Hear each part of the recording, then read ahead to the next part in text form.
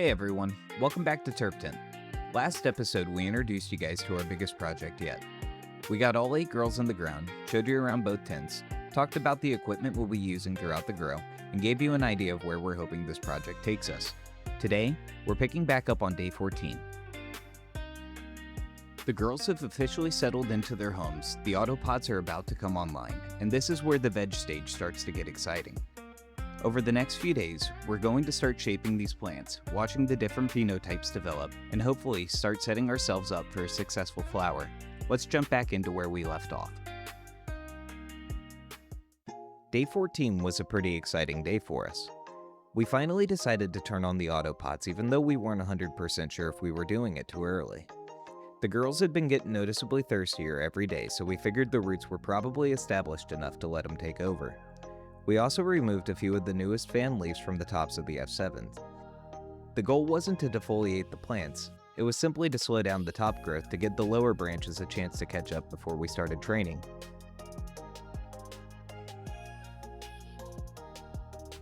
Looking back, I think that turning on the AutoPots whenever we did was definitely the right decision. Over the next couple days, the girls really came to life. Every morning we'd open up the tents and they were praying, the leaves looked healthy, and the growth was noticeably faster than it had been before. I think that it's a good reminder that with the AutoPots, the magic isn't necessarily the system itself. It's having a healthy enough root system to actually take advantage of the constant water source. One thing that really stood out to me so far is how consistent the F7s are. They're all branching the same, spacing the same, and honestly, they're getting pretty hard to tell apart. The F6s have been a different story. The front right plant has turned into an absolute monster. The middle one is growing almost exactly like the F7s, and the left one is staying nice and compact. It's really cool seeing 3 different phenotypes growing side by side under the exact same conditions. Since we had good results removing the upper leaves on the F7s, we decided to do the same thing on the F6s. Again, the goal wasn't to remove a bunch of leaves, we just wanted to slow down the newest growth enough so that the lower branches could catch up before we started training. Then, on late day 16, we started our first round of LST. It was nothing too aggressive, just opening the plants up and spreading the branches out while they're still flexible. The earlier you start building your canopy, the less work you usually have to do later on.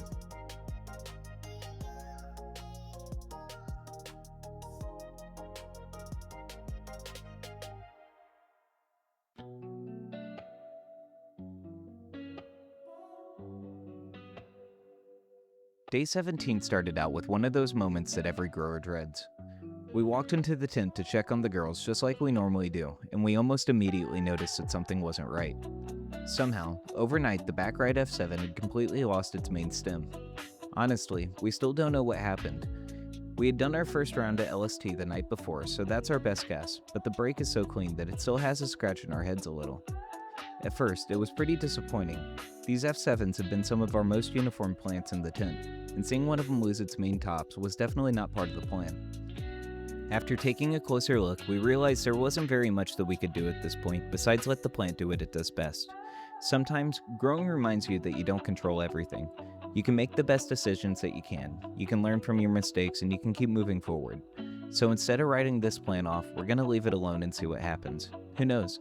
This may end up being one of the most interesting plants in the tent. Thankfully, the day wasn't all that bad. Before we wrap things up, we checked in on the apricots, and it finally looks like the front apricot has turned the corner. She's putting on a lot of healthy new growth, the leaves are opening up nicely, and she's finally starting to look like the plant we were hoping for. We also started watering the apricots a little bit heavier today. We watered at 6.2 pH, 500 ppm with just a little bit of extra cow mag, so now we'll just have to keep an eye out on them over the next couple days to see how they respond.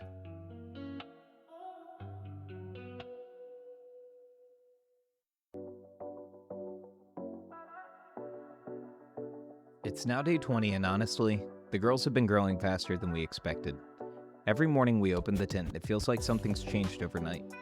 The AutoPots have settled in really well, the F7s are staying incredibly uniform, and the canopy is starting to come together exactly how we were hoping. But there's one plant that refuses to blend in. This front right F6 has completely separated herself from the rest of the tent. Same nutrients, same light, same AutoPot. Yet every single day she somehow manages to put another inch on everybody else. She's definitely becoming the size leader, and I'm really curious to see if she can hold on to that lead once flower starts. We also spent a little time continuing our LST. Nothing major, just making a few adjustments and keeping those branches spread out as the plants continue to grow. The goal is to keep everything as even as possible, that way we're not fighting the canopy later.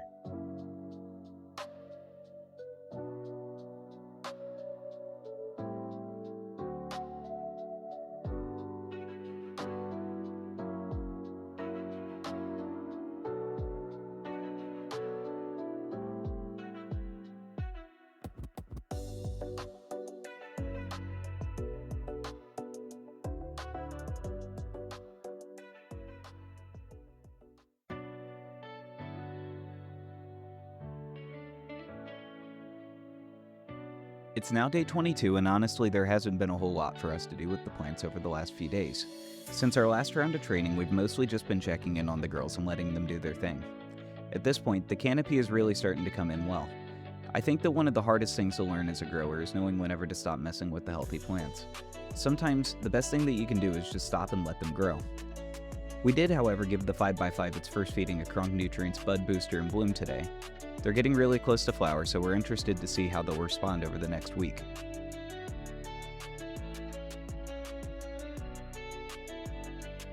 Over in the 3x3, we also turned on the AutoPots for the first time today. The apricots have established themselves really well, so we felt like it was the right time to go ahead and let the system take over. While we were in there, we also did some very light defoliation, just removing a few leaves from the open top center of the plants to expose some of the lower growth sites. Other than that, we're just going to keep watching them and let the girls do what they do best: grow.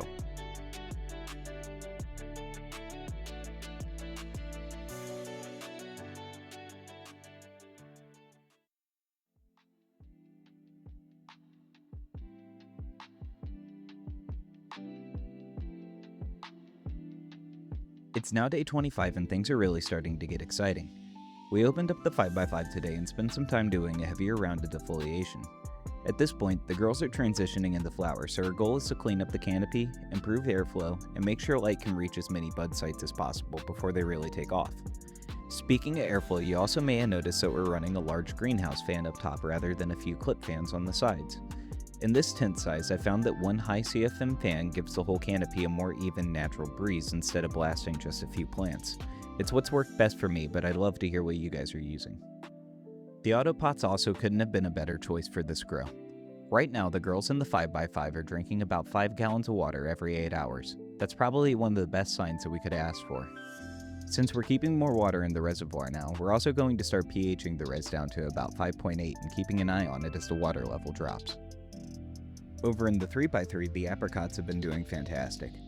They've both settled into the AutoPots really well, and the replacement seedling has especially been taking off. It's honestly hard to believe how quickly they're catching up.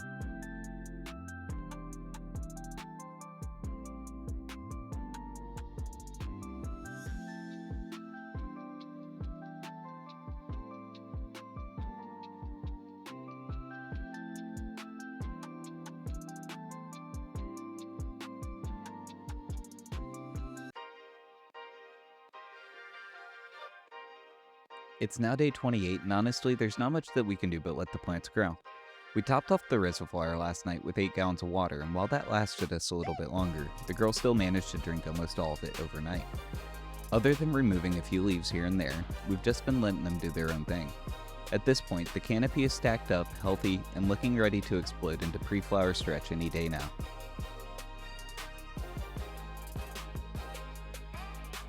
Over in the 3x3, the apricots are doing the same thing. They've already emptied the reservoir, which is a pretty obvious sign that the roots have found the AutoPots because the growth has really started to accelerate. Overall, they're looking really healthy, happy, and finally starting to hit their stride.